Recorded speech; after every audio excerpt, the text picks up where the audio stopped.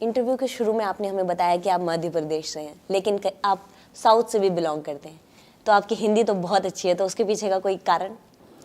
देखिए, मेरे पेरेंट्स को हिंदी आती नहीं थी या टूटी फूटी हिंदी आती थी। मैं स्कूल में जाता था तो मैं अपने दोस्तों से हिंदी सीखा मैंने, और मेरे दोस्तों से हिंदी में बात करता। दो मैं सेंट्रल हॉस्टल में पढ़ता था जहाँ अंग्रेजी का ज़्यादा इस्तेमाल होता था, लेकिन मैं कोशिश करता था अपने दोस्तों से हिंदी में सीखूं। मैं जहाँ पे भी मार्केट में जाता था या सामान खरीदने जाता था, मैं हिंदी में बात करता था और लोगों से मैंने हिंदी सीखी, और हिंदी में बोल भी सकता हूँ और लिख भी सकता हूँ, और मुझे कोई कठिनाई नहीं हुई, होती है, कभी भी नहीं हुई, क्योंकि मैंने हमेशा उस लोगों से सीखा है जो हिंदी सीखा है। बहुत अच्छा, आपने हिंदी को इतनी अच्छी तरीके से बोलते हैं और इतने अच्छे से सीखा उसका। सर, आप इतना बिजी शेड्यूल रहता है आपका, तो किस तरह से आप अपनी फैमिली को वक्त देते हैं और किस तरह से आप अपने वर्क और फैमिली को बैलेंस बना के रखते हैं?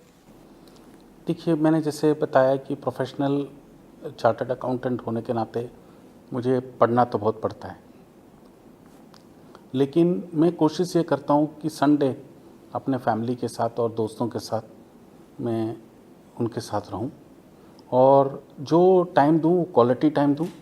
और मेरा परिवार भी मेरे को बहुत सपोर्टिव है, पर मैं क्वालिटी टाइम देने पे बिलीव करता हूं, क्योंकि हम लोग बिज़ी तो रहते ही हैं, और समाज में होने के कारण बहुत सारे सामाजिक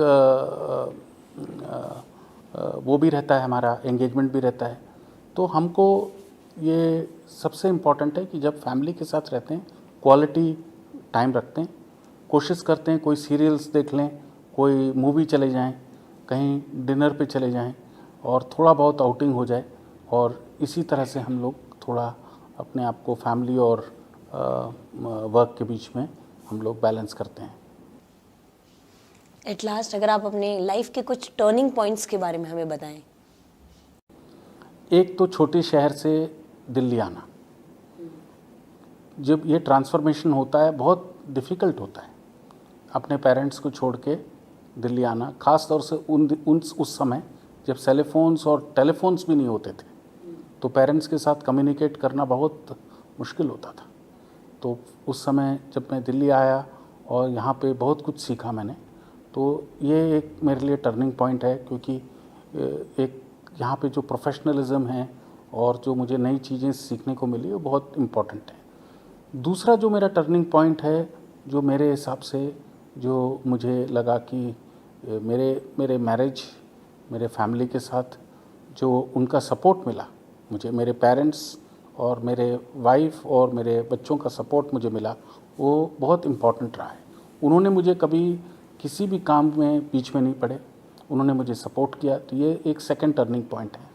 तीसरा, जब मुझे अपॉर्चुनिटी बैंक बोर्ड में मिला सरकार की तरफ से, तो ये मेरे लिए बहुत बड़ा उपलब्धि थी, क्योंकि मैं एक कठिन बैंक, जो कि उस समय यूको बैंक था, बहुत कठिन बैंक था, उसमें मुझे एक अपॉर्चुनिटी मिला जिसमें लोग जाने को तैयार नहीं थे।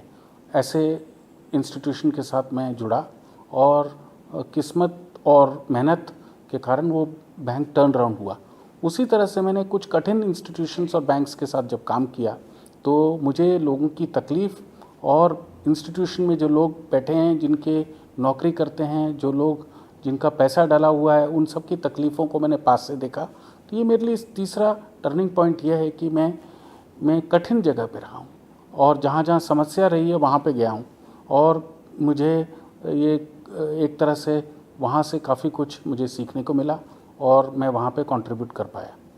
जी सर, अगर आप हमारी ऑडियंस को बताना चाहें आपका मंत्रा क्या है सक्सेस का, और आपकी हॉबीज़ क्या हैं जो आप फ्री टाइम में करना पसंद करते हो?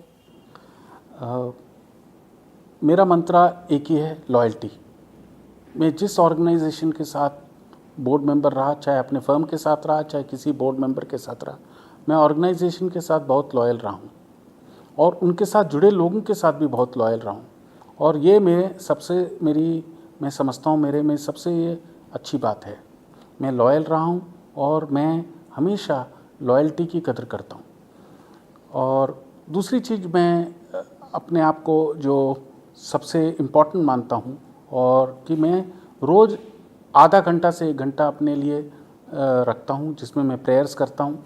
मैं अपने आप को एक तरह से कनेक्ट करने की कोशिश करता हूँ, और ये मुझे आगे बढ़ने के लिए मुझे पूरा हिम्मत देती है, और हर कठिनाई को मुझे एक तरह से सहने के लिए मुझे शक्ति मिलती है।